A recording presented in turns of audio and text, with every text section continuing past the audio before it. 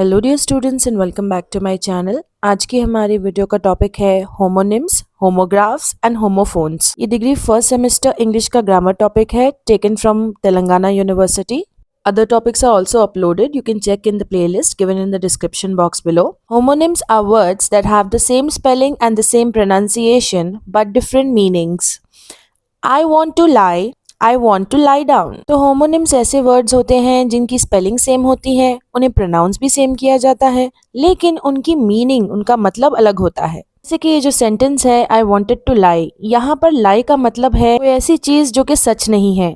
और दूसरे सेंटेंस में I wanted to lie down, इसका मतलब ये है कि मैं लेटना चाहता हूँ.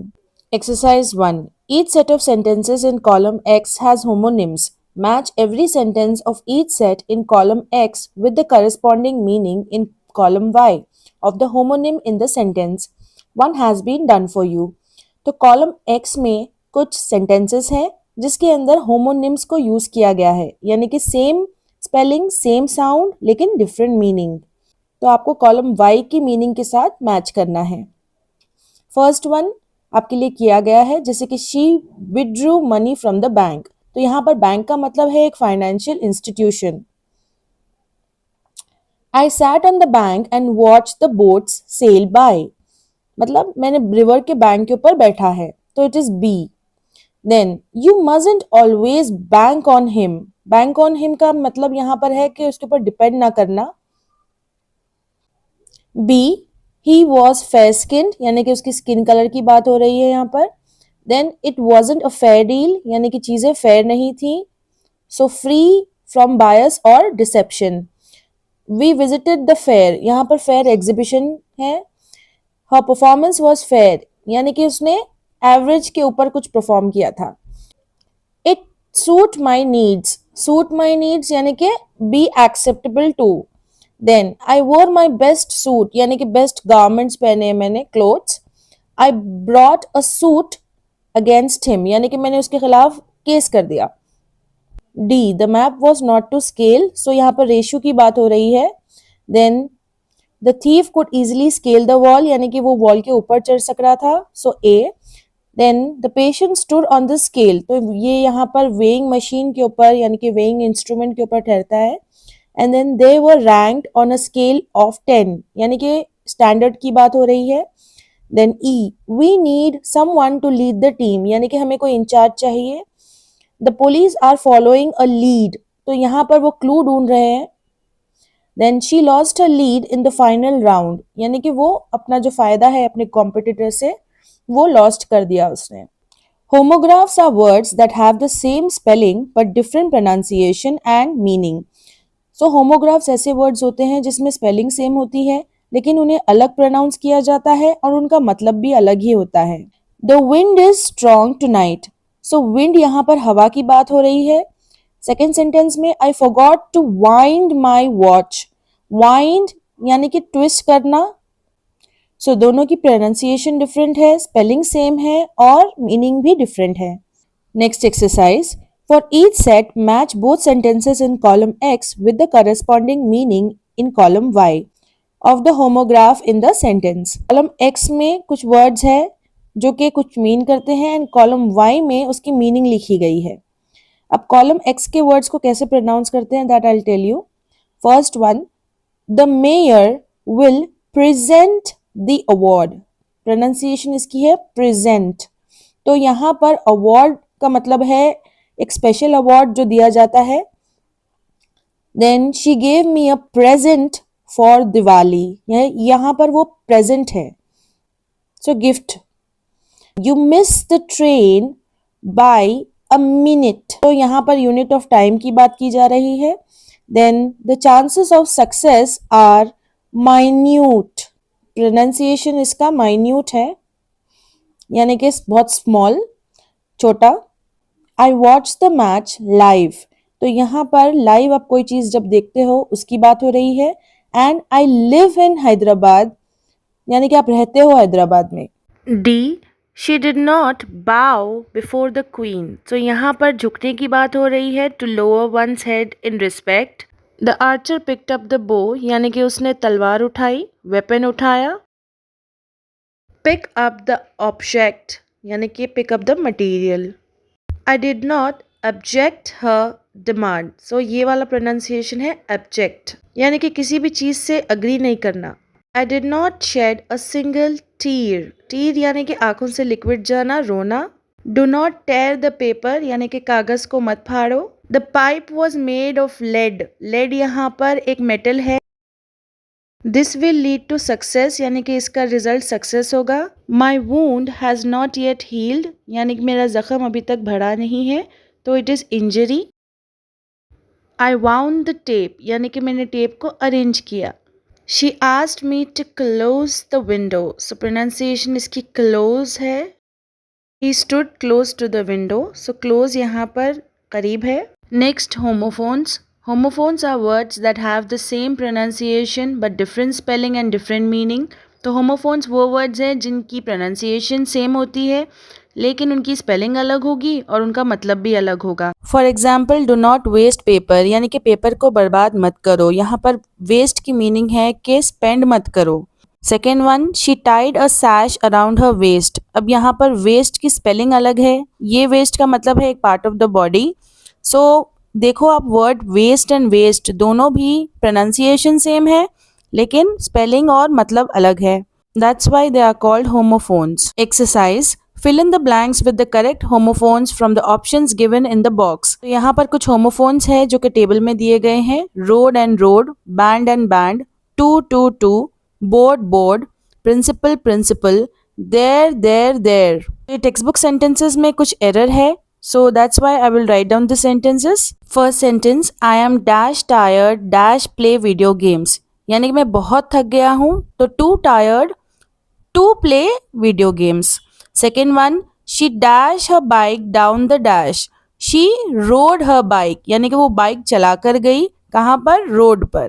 Third one, R dash is a lady of great dash यानी कि हमारी जो प्रिंसिपल है वो उसूलों वाली लेडी है। तो फर्स्ट ब्लैंक में जो प्रिंसिपल है वो किसी भी स्कूल या कॉलेज के प्रिंसिपल है एंड सेकेंड ब्लैंक जो है प्रिंसिपल, उसका मतलब होता है उसूल। Dash in the garden over dash. So वो वहां पर गार्डन में है, ये कहने को आप कहेंगे they are there in the garden, वहां पर there. Did you buy dash tickets for the show dash यानी कि क्या तुमने 2 टिकट खरीदी हैं, तो पहला वाला ब्लैंक है नंबर 2 एंड सेकेंड ब्लैंक है क्या तुमने भी, तो TOO। Arjun's dash was dash from playing in the school. पहला डैश जो कि बैंड है उसका मतलब है एक म्यूजिकल बैंड एंड दूसरा डैश जो है बैंड उसका मतलब है निकाल दिया जाना। B, fill in the blanks with the correct homophone from the options given in the brackets. So यहाँ पर कुछ होमोफोन्स दिए गए हैं ब्रैकेट्स में एंड आपको करेक्ट वाला पिक आउट कर कर फिल इन द ब्लैंक करना है। First one, I bought a dash of gloves. So मैंने लाए हैं जोड़ी, किसकी, ग्लव्स की, तो जोड़ी को हम कहेंगे pair. Then the king's dash did not last very long यानी कि उसका राज्य जो है बहुत लंबे समय तक नहीं रहा, तो rain. If you park here the police will dash your car away यानी कि वो आपकी गाड़ी उठाकर लेके जाएगी पुलिस अगर आप यहाँ पर पार्क करोगे तो, so that is called tow. Then the lioness picked up the dash of her prey यानी कि जो लायनेस थी यानी कि फीमेल लायन, उसने स्मेल किया अपने प्रे को, अपने शिकार को, तो सेंट, ओके, उसकी scent of the prey. She wanted to dash her favourite outfit, वो अपने फेवरेट कपड़े पहनना चाहती थी, so wear. Exercise C. Show the difference between the words in the given sets of homophones by using them in sentences of your own. तो यहाँ पर 8 sets है homophones के एंड हर वर्ड के साथ आपको सेंटेंस बनाना है। First set is aisle and isle, second one break and brake, third one four and for, fourth heel and heal, fifth pain and pane, sixth past and passed, seven pause and paws, eight sale and sail. So मैं आपको meaning के साथ sentences बताती हूँ। तो पहला word है आइल। आइल का मतलब होता है अ पाथ बिटवीन रोज यानी कि 2 रास्तों के बीच का रास्ता एंड दूसरा वर्ड जो है आइल उसका मतलब होता है एक छोटा सा आइलैंड। तो first sentence with aisle is she walk down the aisle यानी कि वो एक रास्ते में से गई, बीच के रास्ते में से। एंड सेकेंड वन है we went to the isle by boat, यानी कि हम आइलैंड पर गए बोट से। सेकेंड वन, 4 FOUR, ये एक नंबर है, और दूसरा 4 जो है FORE, वो एक तरह की वार्निंग है जो कि गोल्फ की गेम में दी जाती है। I have 4 books, 4 the ball is flying. यहाँ पर आप वार्निंग दे रहे हो कि बॉल जो है वो फ्लाई कर रहा है। थर्ड वन, पेन, PANE, जिसका मतलब होता है a glass piece. Second pain is PAIN, जिसका मतलब है हर्ट करना। तो फर्स्ट पेन के साथ सेंटेंस है द पेन इज ब्रोकन, यानी कि the glass is broken. Second sentence, my head pen is strong, यानी कि मेरा सर का दर्द स्ट्रॉन्ग है। फोर्थ वन, पॉज, PAWS, जिसका मतलब होता है जानवर के फीट। देन पॉज, PAUSC, जिसका मतलब है रुकना। तो फर्स्ट सेंटेंस है the dog has big paws, यानी कि जानवर के बड़े पंजे हैं। Then I will pause the video, मैं वीडियो को रोक दूंगा। Fifth word is break, break यानी कि कोई भी चीज को क्रैक करना, और दूसरा वर्ड है ब्रेक, BRAKE, जिसका मतलब है रोकना। स्पेसिफिकली जो कार में जो ब्रेक होता है उसके बारे में बोल रहा है वो। तो फर्स्ट सेंटेंस है I will break the stick, यानी कि मैं स्टिक को तोड़ दूंगा, उसमें क्रैक लाऊंगा। सेकेंड सेंटेंस है press the brake to stop, यानी कि गाड़ी का ब्रेक दबाओ ताकि गाड़ी को रोक सको। सिक्स्थ वन, हील, HEAL, जिसका मतलब है बेटर हो जाना, हेल्थ अच्छी होना, और दूसरा हील है HEEL, जो कि बैक पार्ट होता है किसी भी फुट का, कि हमारे पैर का जो फुट होता है उसके back part. Then first sentence is the cut will heal soon, यानी कि जो कट हुआ है वो जल्दी बेटर हो जाएगा। Second sentence, she hurt her heel, यानी कि उसके पैर की जो हील है वो दर्द कर रही है। सेवेंथ वन, पास्ट, PAST, यानी कि पहले की बात। देन पास्ट, PASSED, यानी कि बाजू से गुजरना। तो फर्स्ट सेंटेंस है द पास्ट इज गॉन, गुजरा हुआ कल जा चुका है। Second sentence, the car past me quickly, यानी कि गाड़ी मेरे बाजू से बस गई है। लास्ट वन, सेल, सेल यानी कि बेचना पैसों के लिए, और दूसरा सेल, CELL, ये एक छोटा सा कमरा होता है। फर्स्ट सेंटेंस है they will sell the car, यानी कि वो गाड़ी बेच देंगे। Second sentence, he is in a cell, यानी कि वो एक छोटे से कमरे में है। Exercise D, fill in the blank in each set of sentences with a single homonym. तो अगर आपको याद हो तो होमोनिम्स वो वर्ड्स होते हैं जिनकी सेम स्पेलिंग होती है लेकिन प्रोनाउंसिएशन अलग होती है और मतलब भी अलग होता है। For example, a snake dash him, तो a snake bit him. Add a dash of salt, add a bit of salt. पहले सेंटेंस में अ स्नेक बिट हिम, यानी कि स्नेक ने उसे काटा। सेकेंड सेंटेंस में add a bit of salt, यानी कि थोड़ा सा का नमक डाल दो। तो स्पेलिंग सेम है, साउंड भी सेम है, लेकिन मतलब अलग है। So they are homonyms.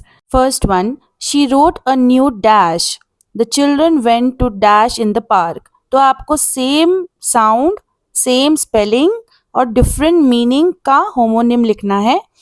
तो she wrote a new play, children went to play in the park. Second one, I was asked to dash a few lines of words, so I was asked to pen. The sheep are not in their pen. She uses a brush, pen for calligraphy. So for all the three blanks, you have to write pen, PEN. Third one, the dash tree is found in temperate regions. Let's dash up the house before the guests arrive. So answer is bark, the bark tree. Let's bark up. So in the first sentence, bark tree का मतलब है किसी भी झाड़ का जो brown हिस्सा होता है, बाहर का हिस्सा। एंड सेकेंड सेंटेंस में bark up का मतलब है कि घर को कवर करना। Fourth one, we didn't realize the dash of the pandemic, the scale of the pandemic। तो scale यहाँ पर size बताता है। The symphony is in the dash of C major। तो again word is scale, यानी कि musical scale।